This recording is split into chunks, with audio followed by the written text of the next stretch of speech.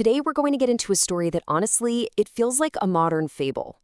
It's a really powerful look at what wealth actually means and what can happen when this single-minded chase for money costs you absolutely everything that matters. And right away, this story makes us ask a pretty deep question. Just imagine it. What if you could have anything you wanted? Build an empire, pile up a fortune bigger than you could ever dream of. And what if, at the end of all that, it meant you had absolutely nothing? That's the huge paradox we're diving into today. This chilling idea that in the race to get everything, you could lose everything that has any real value. And the story of this one man shows exactly how that can happen. So, to really get this, we need to meet our main character, a guy who, on the surface, has it all. This first part is all about the world he created for himself and, the real price of all that success. So, meet Alex. If you just looked at his resume, he's the definition of success, a totally ruthless billionaire. But when you look closer, you start to see the cracks. The guy is exhausted, completely detached from everything. His whole universe has basically shrunk down to just two things: the next acquisition and the daily stock price. And the real tragedy here? This laser focus means he's completely ignoring the one person who needs him the most, his sick 10-year-old daughter, Sarah. So, Alex makes a decision. For him, it's just a clean, simple business move. And boom, the result? His company saves $50 million. In his world, a number like that is a huge win. It's just more proof of how brilliant he is. But here's the thing about numbers. They always have a story behind them. And that same decision creates another number, 1,000. That's how many workers are about to lose their pensions. 1,000 families, their entire security just wiped out for the sake of Alex's bottom line. That's the real cost of that $50 million. And this quote, man, this tells you everything you need to know. His assistant tells him his sick daughter, Sarah, is asking for him. And his response? I'll go next week. He literally chooses an airline deal over his own child. It's a choice that just lays bare how twisted his values have become. Okay, so let's see how this all starts to stack up. Because every single one of these decisions has a consequence, right? And Alex is about to walk right into a crisis where the very system he's been gaming turns right back on him. It's a concept we're calling the broken helicopter syndrome.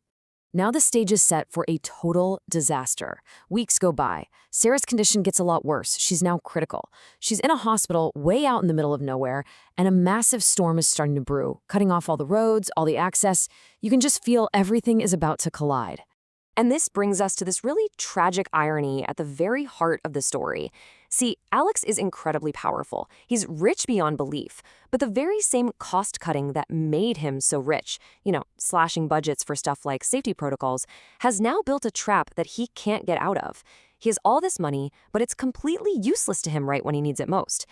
Let's just walk through exactly how this all went down. Step 1. He cuts the safety budget for his own helicopter to save a few bucks. Step 2. The monster storm hits, grounding everything. Step 3. Because of those budget cuts he made, his private helicopter is now deemed unsafe to fly. And that's the whole point, right? In his single greatest moment of need, all his billions are totally worthless. He can't buy his way out of a problem that he himself created. And this leads us to the story's emotional breaking point. Alex is completely powerless. His entire empire can't do a single thing to help him. And it's in this moment of total and utter failure, that he's forced to finally see the truth about his own life. When he finally makes it to the hospital, it's too late, and all he can get out is this one sentence: I was the richest poor man. What a devastating thing to realize. He finally understands that paradox from the beginning. He had all the money in the world, but he was poor in every single way that actually mattered. And right there, in that moment, his entire idea of what wealth is completely transforms. Before, you see, it was all about the external stuff: the stock price, the mergers, the private jet, the giant tower. It was all about getting more. But after this, his definition just completely flips. True wealth becomes internal. It's about connection with family. It's about helping other people. It's about the well-being of the whole community. This becomes his new guiding principle. He finally gets that his own well-being was tied to everyone else's all along, from those 1,000 workers whose pensions he destroyed to the underfunded safety team for his own helicopter. He learns that you can't be an island of wealth. It has to be shared. So, after going on this whole journey with Alex, we're left with this one last really big question. What is true wealth? Alex's change of heart isn't just a nice thought. He turns it into action. His final act? He sells it all. The tower, the jet, all of it. He dismantles the entire empire he spent his life building and gives every last penny to the very hospital that showed him the real limits of his money. He's finally using his fortune not to get more, but to heal. It's his one true act of richness. And that really just leaves us with this final thought.